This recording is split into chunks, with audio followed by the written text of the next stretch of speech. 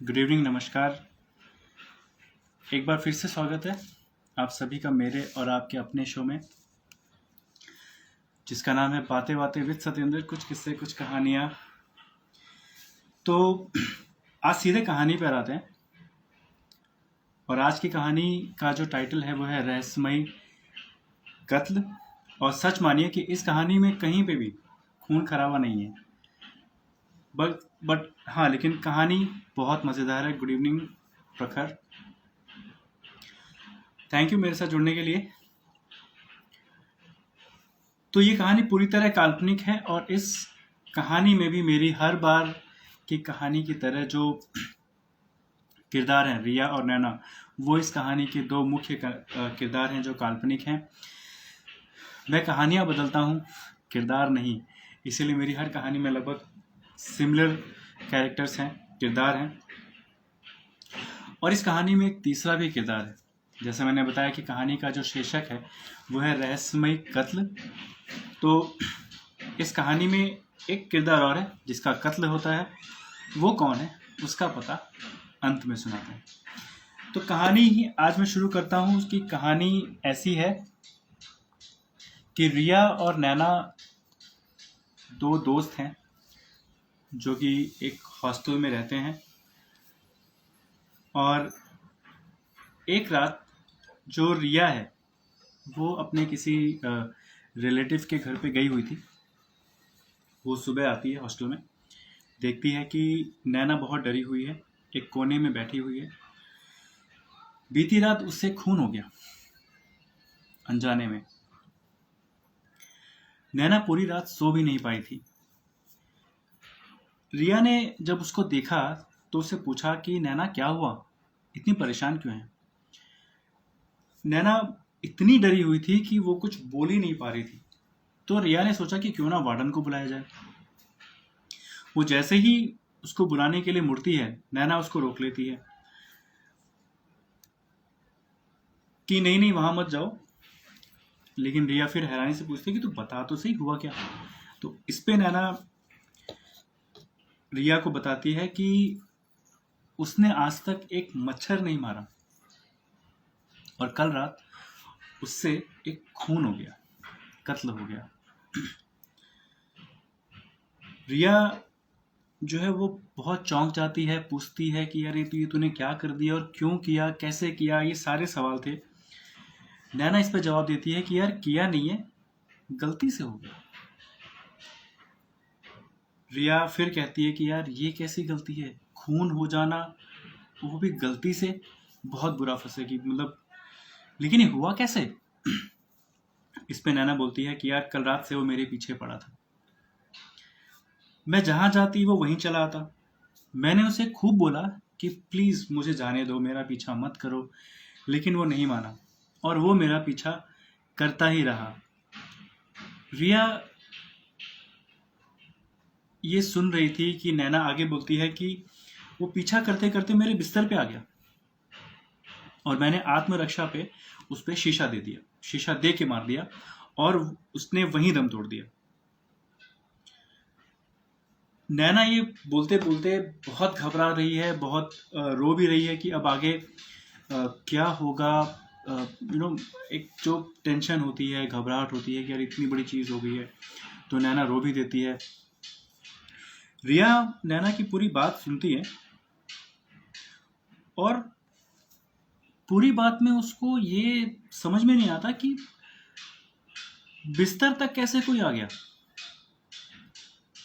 Hostel है, security guard है, security guard क्या कर रहे थे जब वो तेरा पीछा कर रहे थे। वो नैना को बोल रही है एक्चुअली कि जब वो तेरा पीछा कर रहे थे तो किसी ने उसको देखा क्यों नहीं पूरे हॉस्टल में। नैना आगे बताती है कि यार वो अंदर आया नहीं, वो हॉस्टल में पहले से ही मौजूद था। और जब मैं पानी भरने गई,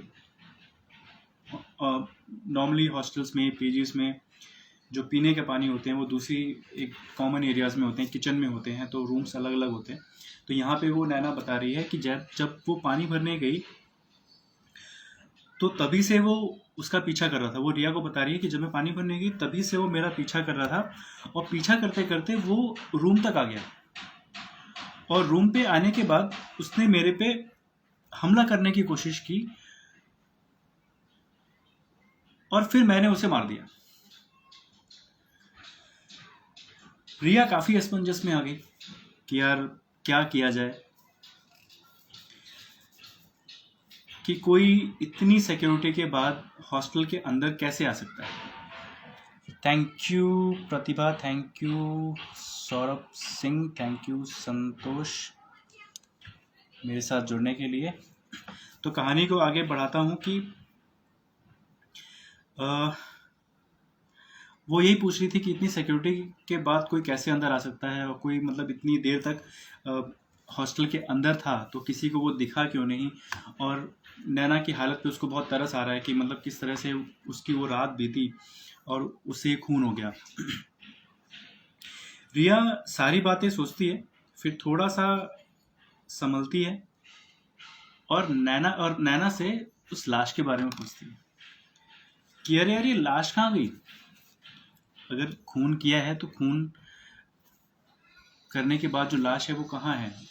रिया भी डर रही है, नैना की हालत पे भी देख के परेशान हो रही है, और नैना उसे डरते डरते बोलती है कि यार जो लाश है ना वो बिस्तर के नीचे है।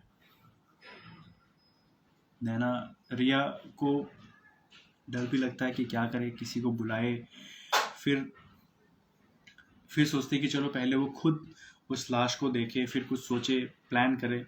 ये सारी बातें सोच के वो बिस्तर के नीचे जाती है, देखती है तो वहां पे कुछ नहीं है।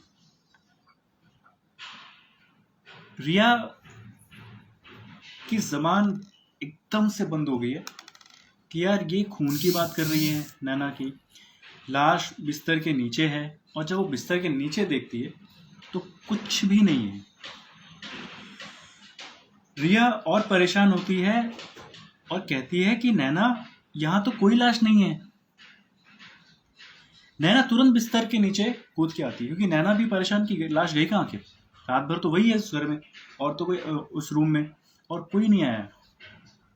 नैना तुरंत कूदकर बिस्तर के नीचे देखती है और रिया को कहती है अरे अंधी है क्या, ये तो रही लाश। अब रिया ने देखा कि वहां पे एक कॉकरोच मरा पड़ा हुआ है, और रिया नैना को जैसे ही बोलती है कि अरे नैना ये तो, नैना उसको टोकती है, बोलती है अरे पागल, यही वो लाश है जिसका कल मेरे से खून हो गया। अब पिछले 2 घंटे से पूरा हॉस्टल, जिसको कुछ खबर नहीं है कि रिया और नैना के बीच में क्या हुआ है, पूरा हॉस्टल पिछले 2 घंटे से रिया को जगाने में लगा हुआ है।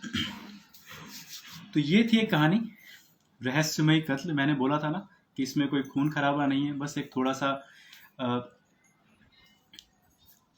फन एलिमेंट है इस कहानी में।